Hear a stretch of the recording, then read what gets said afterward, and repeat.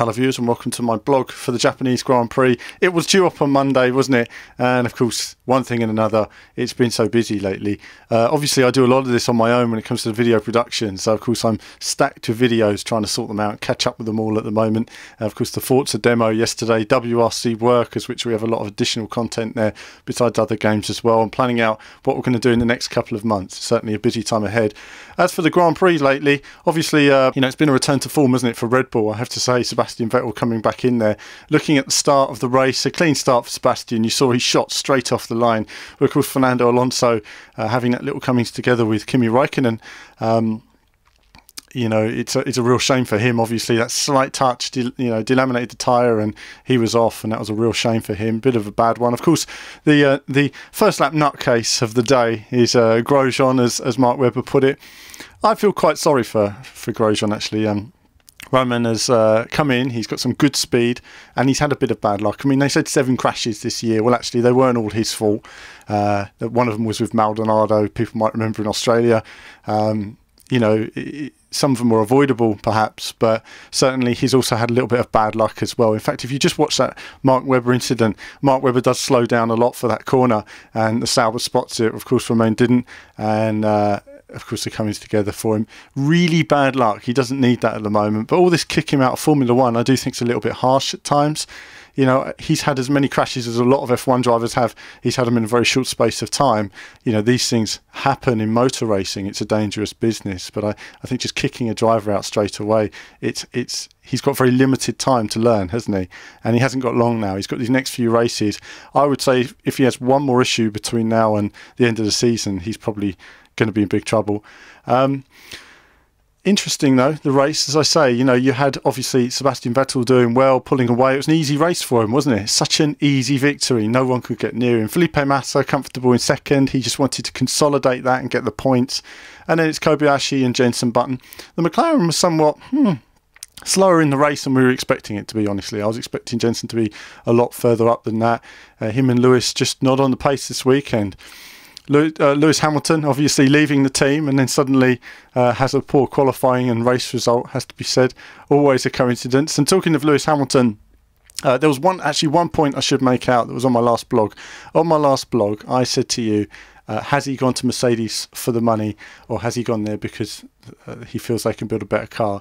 And a lot of people wrote back to me and they said, he hasn't gone for the money. He was offered the same amount of money as he was at McLaren. And that's actually sort of true, but not true. The reality is that Mercedes have offered him money, but they've also made him, shall we say, free of tie when it comes to sponsorship agreements. And that basically means that he can go to sponsors and earn millions and millions more. So the financial package he's offered was not the same. And that's what I was getting at with it. Has he gone for the greater financial package, shall we call it, or has he gone to win races? And I think only time will tell on that one. Michael Schumacher retiring since my last blog as well. I think it's a great shame. I don't think anyone's wanted him back. There's a lot of senior people that just haven't wanted Michael back in the sport since he's come back into it in 2010. They've written him off every time. He's just not had a competitive car. I think whenever he's had a competitive car, he's demonstrated the same old speed. There's no difference to me in Michael now as there is in old Michael. The only difference is the car he's driving wasn't competitive to win races, and whenever he was in a position to do well, the car would have some kind of problems or whatever. And I think this season has just been one bit of bad luck after another, and I think he's realised now whatever's happening behind the scenes, it's not worth it. Or perhaps he just doesn't want to build a car and then get kicked out of the team in 2 years and have someone else take that fantastic car on. He wants to have a long-term relationship and know that the team's behind him, and I don't think he ever really felt that was a possibility. So it's a shame for him. But at the same time, he can walk away with a tremendous record, the greatest Formula One driver ever on paper. And, but to him, it's all about the racing. So we'll wait and see where he goes. Certainly he's leaving Formula One, but will he leave racing? I hope we see him again in another form of motorsport. He's a born racer. But overall, the race then, it wasn't all that exciting. Obviously, Perez overtaking Hamilton, and then Perez not overtaking Hamilton. Perez is it just showed a bit of youthful enthusiasm there. I think sometimes, though, Sauber could really have done with him coming in and just getting those points. It would have been very handy for them in the championship race at the moment. But with Fernando Alonso out of it now, we roll on to the last few races. career this weekend, and it has to be said, you know, Fernando Alonso, that huge lead that's been whittled down now to just a few points.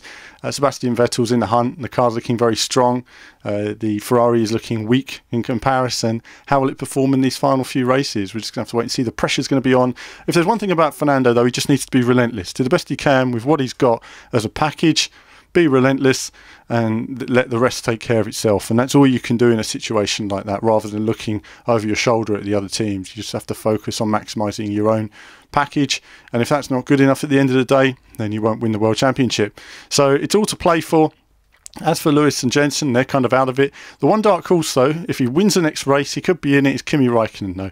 Always keep a close eye on Kimi Raikkonen, because he's had a very good season, but he's had some bad luck in some races, and some races where the car just hasn't been good enough. And I think recently Lotus have needed that step back to form. They believe they found it now with some new parts they're going to be fitting on the car, including a new exhaust. Interesting to see how that performs.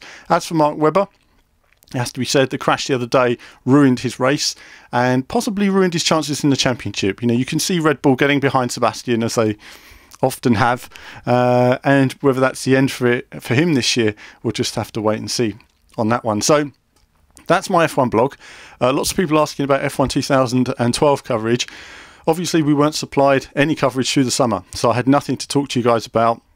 I received the game on the day it came out in shops in the UK, which was 2 weeks after the people in the US had it, and you know, a few days after people in the UK had it, and it takes me a few weeks to make videos. So normally I have the game a couple of weeks earlier to make videos. And obviously this year with no F1, I've focused on WRC and Forza Horizon. So my F1 coverage will eventually come in around November time, hopefully, but it won't be a review of the game. It'll be more the gameplay sessions and the, you know, hopefully the 50% races that I was running last year. And by then as well, the game will be patched. I won't have to worry about the 6 patches that have come out so far. It's a job done, isn't it? So I can just wait for that, see what the patches are like, and then play with whatever I've got at the end of it. I am looking forward to altering the field of view, though. Something I need to alter, and I can see you can reduce the vibration in the cockpit as well. That's fantastic. I always like to reduce a bit of that. But that's it on the F1 news. Other than that, there'll be lots more coming in the coming days. I'm going to be busy filming this, that and the other, and I'll have some interesting videos up on the channel very soon as well. But that's it from me for now. As ever, more soon.